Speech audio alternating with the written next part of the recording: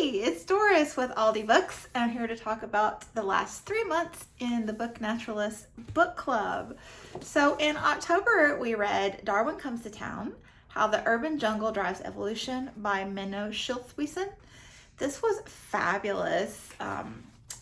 A scientist from the Netherlands, and he's such a good writer. He explains things so eloquently yet concisely and in layman's terms that are easily understood. So it is quite scientific at times, but I think, if you're interested in the sorts of things he talks about, it's very approachable and entertaining.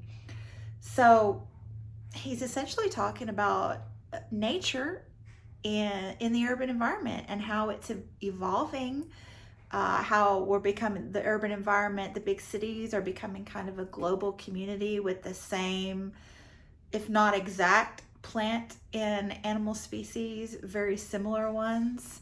How we can nurture those environments, how evolution is happening in real time, and how it's a big focus for the scientific community, these urban environments. I found it just really fascinating,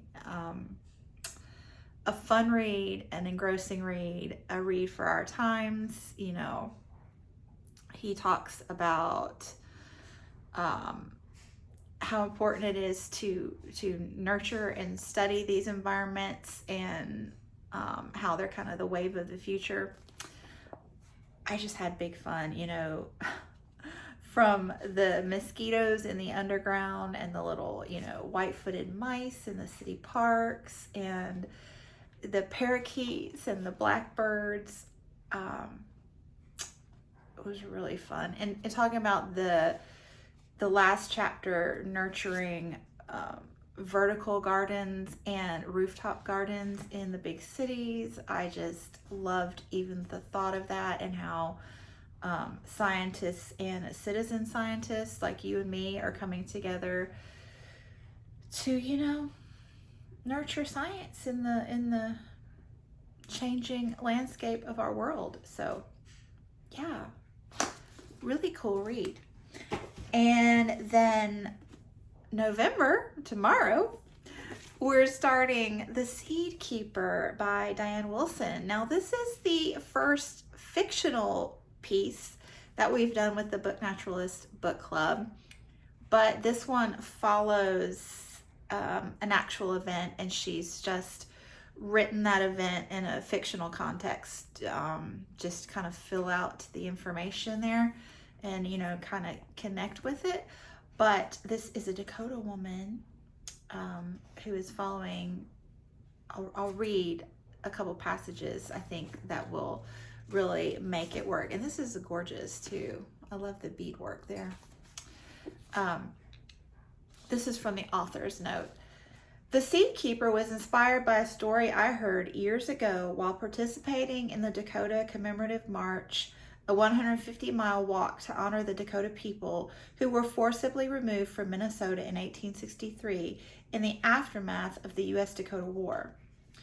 Walking 15 to 20 miles each day, we prayed for the 1,700 women, children, and elders who were marched at gunpoint from the Lower Sioux Agency to a concentration camp at Fort Snelling. By following their same route, we honored the suffering and sacrifices of our ancestors. And then at the end, she goes on to say, although the Seed Keeper focuses on the role of Dakota women in caring for the seeds, I would like to also acknowledge the courage of Dakota men who suffered greatly when they were unable to keep their families safe. This novel is in honor of all the men who try their best to protect their children, including my father. So I think this will be a great read for November with Indigathon, and reading about, the nature connection with how these women gathered seeds and took them with them on this journey so that they could nourish their children, obviously, and their way of life in the new place that they were forcibly settled in. So really looking forward to reading that one. And then for December, we never announced a pick for December, so here it is. Seed to Dust, Life, Nature, and a Country Garden by Mark Hamer. This is by the author of How to Catch a Mole, which I believe Olive from a book Olive read and enjoyed. I'm not for sure, but I think maybe. So this is very neat guy. He is, does it say it here? Yes. He's worked in art galleries, marketing, graphic design, magazine editor, taught creative writing in a prison. And before all that, he was a gardener. So this book is, I think, somewhat of a memoir, a year in his life where he took care of an elderly widow's 12 acres of land, her garden, in the Welsh countryside. And you know, I love this kind of book, so I'm really going to enjoy it. It says it's deeply poetic, strikingly illustrated. Seed to Dust is an evocative reflection on the joys of caring for plants and the mysteries of being alive. A stunning work of nature writing about life lived in the garden where the new and the beautiful and the dying all grow.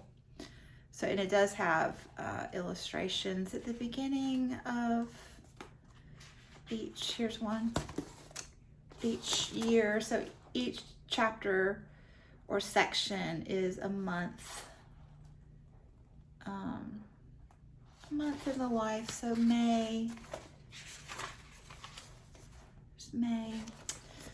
Really looking forward to this, and I think that these two will actually pair quite nicely following on each other. So Mark Hamer, Seed to Dust. This is from Greystone Press too, actually, who kindly sent Heidi and I copies of this book. So thank you, Greystone. I hope you will join us. Let me know if you read this one, what you thought, and join in with the Seed Keeper and Seed to Dust. Thanks so much for watching, and I will be back soon. Bye.